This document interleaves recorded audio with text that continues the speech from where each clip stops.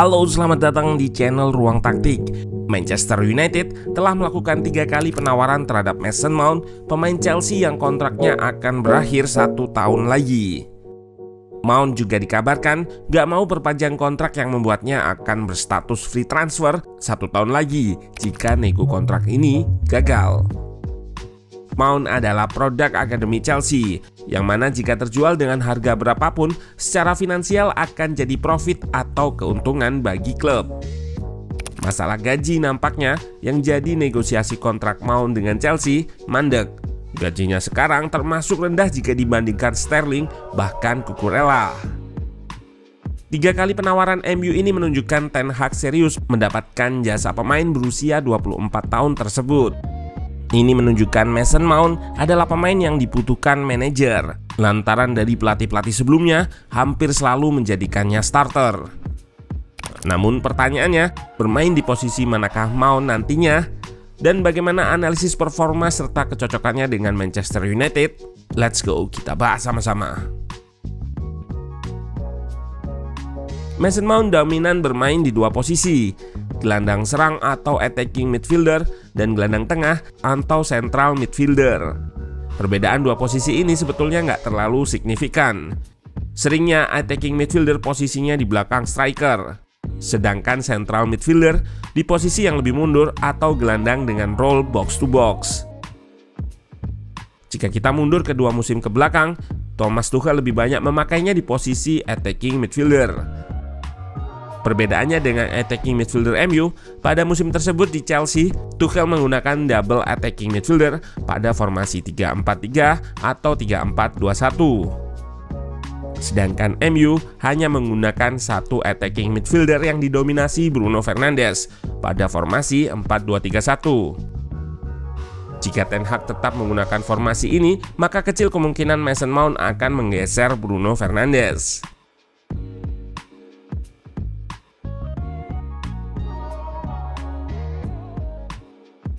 Kita coba bandingkan lewat radar chart ini. Terlihat Bruno sangat unggul di banyak aspek dibanding Mount. Sangat sedikit dan gak terlalu signifikan keunggulan Mount jika merujuk pada perbandingan statistik kedua pemain ini. Kemungkinan besar Mason Mount mengisi posisi central midfielder atau CM. Jika di formasi 4-2-3-1, maka CM ini akan di samping Casemiro. Yap, selain di posisi lebih ke depan atau menyerang, Mason Mount juga diplot pada posisi lebih mundur atau CM. Di posisi ini, tentu role-nya berubah dan lebih ke box to box atau gelandang yang bisa naik turun, menyerang dan bertahan dari box sendiri ke box lawan.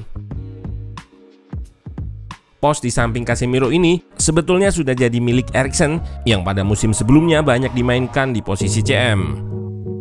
Ada satu aspek yang paling membedakan 2 pemain ini, yaitu aspek bertahan. Yap, jika dilihat pada radar chart berikut, nampak warna merah yang menunjukkan aspek bertahan dari Eriksen sangat rendah jika kita bandingkan dengan Mason Mount.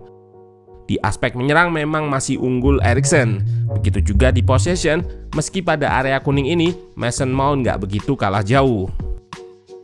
Pemain timnas Inggris ini memang punya keunggulan di aspek bertahan yang bisa digunakan Ten Hag untuk mendukung taktik high press-nya. Intensitas dalam melakukan press-nya tinggi yang didukung kecepatan serta kelincahannya.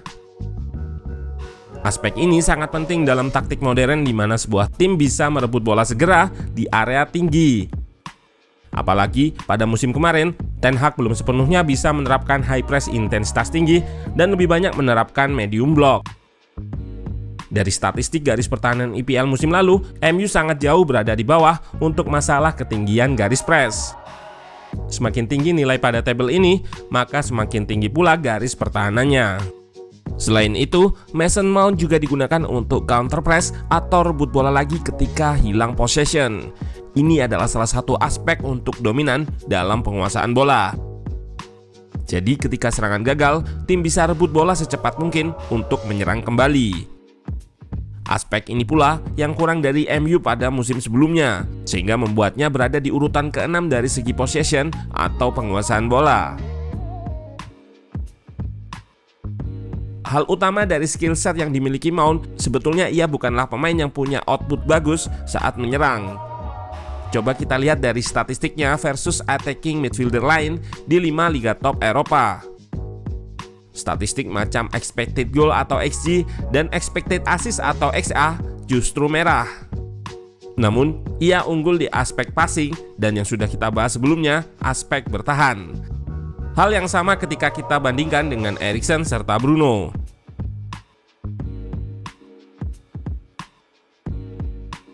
Ditambah performanya yang menurun pada musim 2022-2023 membuat bandrol 65 juta euro terasa mahal. Salah satu aspek yang bisa dimanfaatkan MU adalah passingnya yang memang tinggi juga. Ia terlihat punya kemampuan link up yang baik, bisa digunakan untuk umpan kombinasi 1-2 yang sebetulnya juga sudah terlihat di MU era Ten Hag lalu.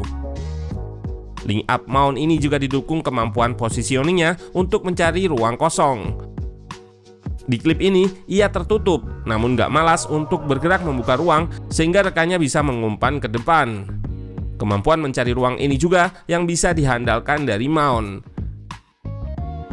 Pada posisi yang lebih rendah, ia bisa drop untuk bantu build up MU. Ditambah, kemampuan passingnya akan berguna menjadi tambahan penyuplai terutama untuk serangan balik. Jika kita lihat performa musim-musim sebelumnya, sebetulnya Mount punya potensi di attacking, terutama lewat assist-assistnya. Kemampuannya mengekspos ruang dikombinasi dengan passing bisa jadi variasi serangan Ten Hag. Dan Mount menggunakan kemampuan umpannya ini untuk melakukan set piece. Asisnya pernah mencapai 2 digit pada musim 2021-2022. Tentunya, untuk performa attacking atau menyerang ini butuh tangan dingin dari Ten Hag. Pemain yang pernah dipinjamkan ke Derby County ini bukanlah tipikal goal scorer atau pemain yang bisa mencetak banyak gol.